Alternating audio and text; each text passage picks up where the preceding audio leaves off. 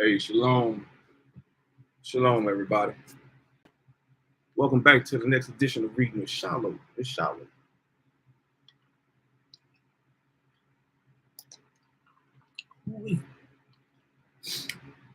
We are back to get started. The 4, chapter 4 of The Souls of Black Folk by W.E.B. Du Bois.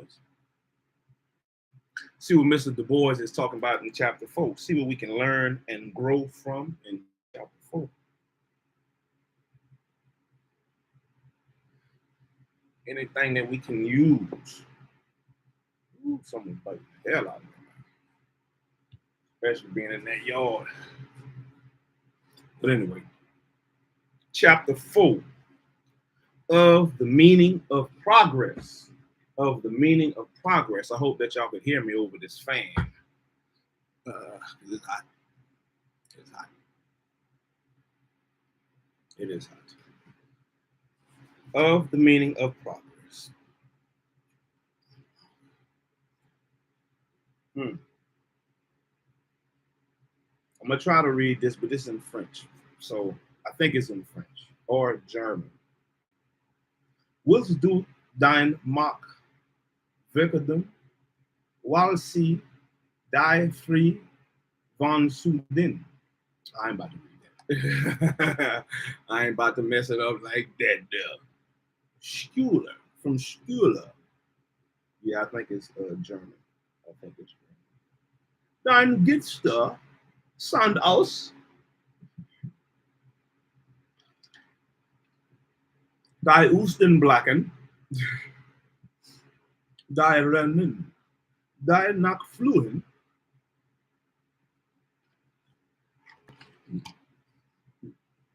Yeah, some German, but I don't want to mess it up. I don't want to mess it up. The meaning of the meaning of progress.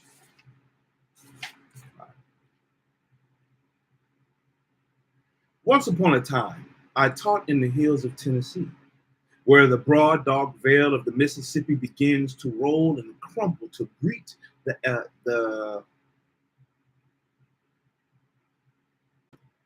Alleghenies.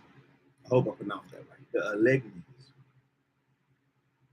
I was a Fisk student there, and all Fisk men thought that Tennessee, beyond the veil, was theirs alone. And in vacation time, they sailed forth in lusty bands to meet the country school commissioners. Young and happy, I went too, and I shall not soon forget that summer 17 years ago. First, there was a teachers' institute at the county seat, and their distinguished guest of the superintendent taught the teachers fractions. Whilst still, if you wish to proclaim your power, choose those who stand free of sins in your eternal house. Send out your angels, the immortal, the pure ones, who are unsentimental and do not weep. Do not choose a delicate maiden, nor the tender soul of the shepherds. I'm not sure what that was.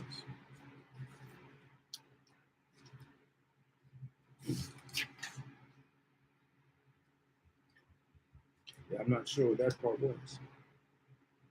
First, there was a teachers' institute at the county seat, and their distinguished guest of the superintendent taught the teachers fractions and spelling and other mysteries. White teachers in the morning, Negroes at night. A picnic now and then, and a supper, and a rough world was softened by laughter and song. I remember how, but I wonder. There came a day when all the teachers left the institute and began the hunt for schools. I learned from hearsay, for my mother was mortally afraid of firearms, that the hunting of ducks and bears and men is wonderfully interesting. But I am sure that the man who has never hunted a country school has something to learn of the pleasures of the chase. I see now the white, hot roads lazily rise and fall and winds before and wind before me.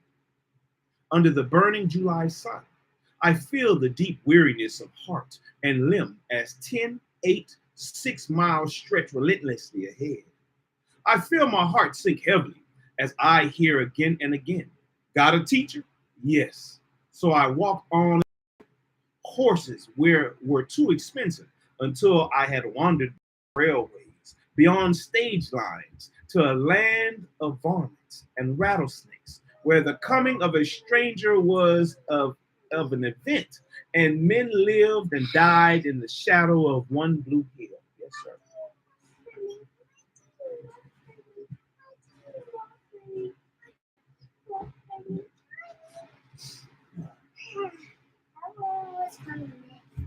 Mhm. Sprinkled over hill and dale lay cabins and farmhouses, shut out from the world by the forests and the rolling hills toward the east. There I found at last a little school. Josie told me of it. She was a thin, homely girl of 20, with a dark brown face and thick, hard hair. Hard hair. I had crossed the stream and rested under the great willows. Then I had gone to a little cabin in the lot where Josie was resting on her way to town. The gaunt farmer made me welcome, and Josie, hearing my errand, told me anxiously that they wanted a school over the hill, that but once since the war had a teacher been there, and that she herself longed to learn. And thus she ran on, talking fast and loud with much earnestness and energy. The next morning I crossed the tall round hill, lingered to look at the blue and yellow mountains stretching toward the Carolinas, then plunged into the woods and came out at Josie's home. It was a dull frame cottage with 4 rooms, perched just below the brow of the hill, amid peach trees. The father was a quiet, simple soul, calmly ignorant, with no touch of vulgarity. The mother was different, strong, bustling, and energetic, with a quick, restless tongue and an ambition to live like folks. There was a crowd of children. 2 boys had gone away. There remained 2 growing girls, a shy midget of 8, John, tall, awkward, and 18, Jim, younger, quicker, and better looking, and 2 babies of indefinite age. Then there was Josie herself. She seemed to be the center of the family, always busy at service or at home or berry picking, a little nervous and inclined to scold, like her mother, yet faithful too, like her father. She had about her a certain fineness, the shadow of an unconscious moral heroism that would willingly give all of life to make life broader, deeper, and fuller for her and hers. I saw much of this family afterwards and grew to love them for their honest efforts to be decent and comfortable, and for their knowledge of their own ignorance. There was with them no affection. The mother would scold the father for being so easy. Josie would roundly berate the boys for carelessness, and all knew that it was a hard thing to dig a living out of the rocky side hill.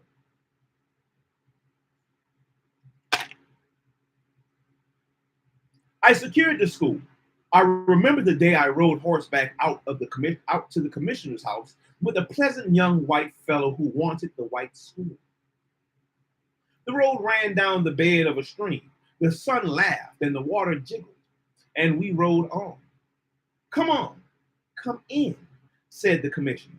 Come in, have a seat. Yes, that certificate will do. Stay to dinner. What do you want a month? Oh, I thought, this is lucky. But even then fell the awful shadow of the veil. It sat in a lot behind the rail fence and thorn bushes near the sweetest of springs. There was an entrance where a door once was, and within a massive rickety fireplace. Funners, a pale blackboard crouched in the corner.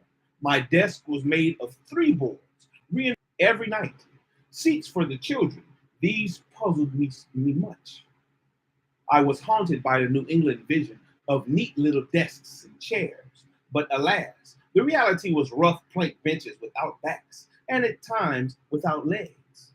then had the one virtue of making naps dangerous, possibly fatal, for the floor was not to be trusted.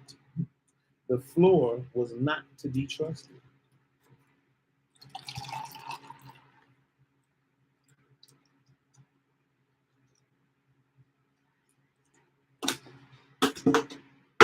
How many people are learning something like that today? I think they would be very, I don't know what's the word I'm looking for. Very cautious. Very cautious.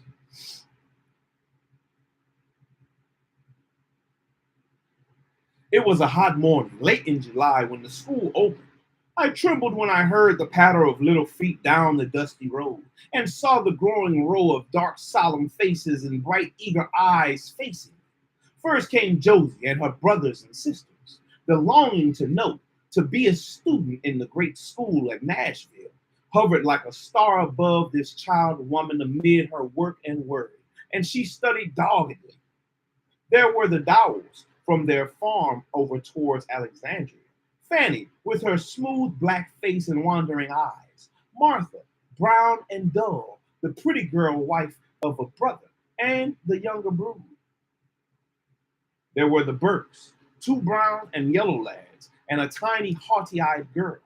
Fat Reuben's little chubby girl came with golden face and old gold hair, faithful and solemn.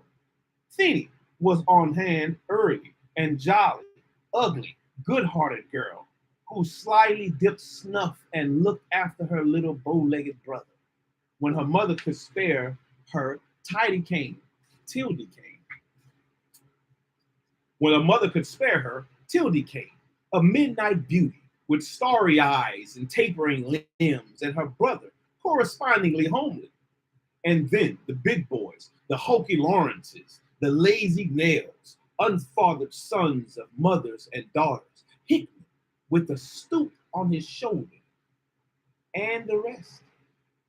There they sat, nearly 30 of them, on the rough benches, their faces shading from a pale cream of deep brown, and the little feet bear the swing, and the eyes full of expectations, with here and there a twinkle of mischief, and the hands grasping Webster's blue-back spelling book.